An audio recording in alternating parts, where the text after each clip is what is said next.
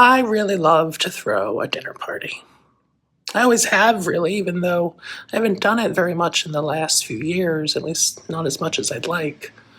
The process of lining up all the little details, the menu, the guests, the music, the drinks, the dessert, especially the dessert, the after-dinner conversation, even the occasion, if it's someone's birthday or just a Tuesday. It's all a bit of a magical experience for me.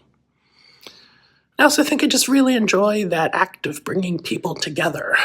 There's a craft to it, in building the guest list. You have to engineer it in such a way that there won't be any conversational landmines, or there's a good balance of criminally intelligent introverts alongside good listening extroverts to build good conversational flow. Plus, making sure everyone's allergies or dietary needs don't conflict really is an art to building a good dinner party. I've talked about this with a friend recently, about this love. This is a friend who's really good at pointing out qualities in people and asking good questions that help sort of reconsider the realities beneath the statement. Questions like, do you enjoy all of that, or is it that you just like bringing people together and help build relationships between people that should know each other? And the other question she asked, is it that you really like feeding people? Perhaps she'd say, these are my gifts. In my opinion, it's probably one of the only areas of my life where I can really zoom in and pay attention to the really tiny details. I'm far too scatterbrained otherwise. John's narrative of Jesus' life, as it turns out, is one such place where tiny details matter.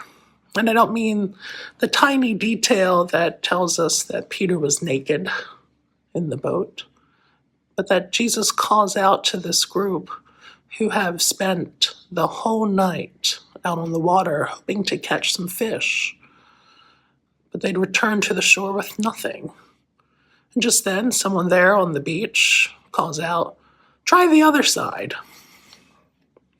Now, this makes the second time in the Jesus' story when he tells Simon Peter, who has spent his life out on the water with his nets, how to fish. Maybe Peter responds, oh, another wise guy telling me how to do my job. But when they pull up the nets, they feel the vast abundance within, and they know that it's Jesus at the shoreline. Maybe they felt a strange warming within themselves, sensing a bit of deja vu as they became fully certain of who was waiting for them on the beach. And when they arrive, there's Jesus, standing over a charcoal fire with fish cooking and bread warming. Fish and bread. Sound familiar? These are the tiny details. Jesus' ministry has several moments where he pulls people together by sharing food, by feeding the 2,000 or the 4,000 or the 5,000, gathering around the table in the upper room, and now making breakfast for these 7 disciples. And like in each story, all ate and were satisfied. Among the other tiny details in the story is that Peter is the one who invites the others out to fish that night. I want to read into that. The disciples have already encountered Jesus twice after they'd locked themselves in the upper room, first without Thomas and then again with Thomas. They had already seen and spoken with this risen Jesus. Thomas had his belief reversed. And yet the disciples were still hesitant to do what Jesus had asked them to do, to go out and preach in his name, to make disciples of all nations, to heal the sick and uplift the lonely. And instead, they returned to Galilee, back to their homes and families, back to their fishing boats, back to their ordinary, boring lives. I think we can all sense a little bit of fear that could be laying within this decision, the same fear that locked them away after Jesus' crucifixion.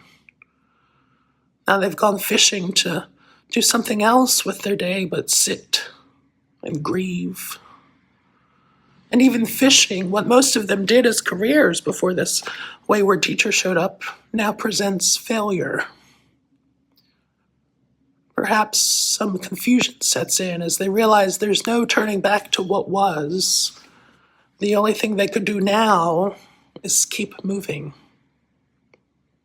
Keep doing what Jesus instructed them to do.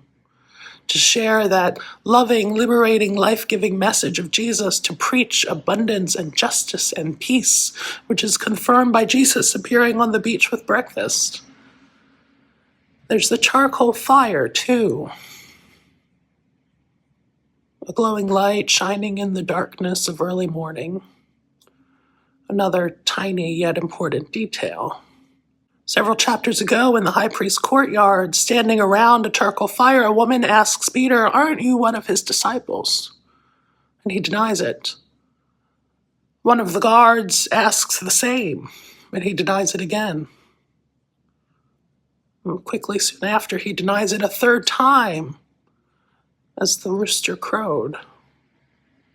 This trifold denial, which Jesus warned against around that table in the upper room, is balanced here in this story with a trifold affirmation of exactly who Jesus has called Peter to be, as an example and a witness to the teachings and miracles of Jesus. Jesus says, "Feed my lambs, tend my sheep, feed my sheep."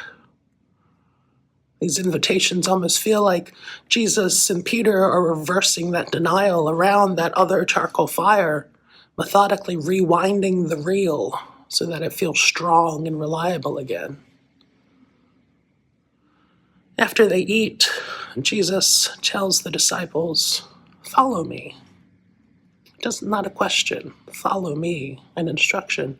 He doesn't ask them to just follow him along the beach, but to go back to the work that they all did as a band of believers, going out into the world, teaching, preaching, healing, and helping people stand on their own 2 feet in the face of violent oppression, to go out into the borderlands, the marginalized places where the most needful people are, and show them what abundance feels like, what it means to have enough of your daily bread, how having enough energy to get through the day means that greater things can and will happen. Many of Jesus' followers expected some great revolution shortly after he marched into Jerusalem on the back of a donkey. They expected their Roman oppressors to be overthrown and the temple leaders to be reprimanded for their exploitation of the most vulnerable.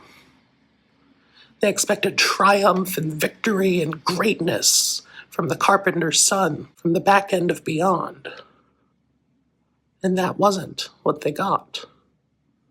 So this instruction to follow me doesn't ask them to just go headfirst into battle with the institutions that subjugate them, but to instead reach out into the dark places, being that light in the darkness, a charcoal fire, and getting people the help they need, bringing people together to do more than survive, giving them hope that they might instead grow and flourish into thriving communities that take care of one another, even when it feels countercultural and radical to look out for their neighbors, to have a slow and steady approach to building a movement of people that can have a revolutionary perspective into how the world can exist, how all can be fed, how each can give what they can for the common good, while those who have great needs can receive without cost, because all of us can know abundance. And to know fully and to completely believe in abundance is an uncompromising belief that people come together. And as people come together and eat and grow and learn and build relationships, rethinking how a community can take care of its own, all working towards some beautiful cultural shift that keeps God's politics, God's indiscriminate justice and unfailing love that propels us toward continual transformation and rejuvenation and growing together into one shared belief in abundance, even to a point where we know God's next promise can and will be fulfilled because we have achieved a revolution of love and peace and justice and reconciliation and mercy and understanding. And it's bound to be slow. It might take 2,000 years. It might be done in hushed conversations in dark back rooms. But something different is possible, and not just possible, but probable. Because, as Tracy Chapman says, talking about a revolution, it sounds like a whisper. Amen.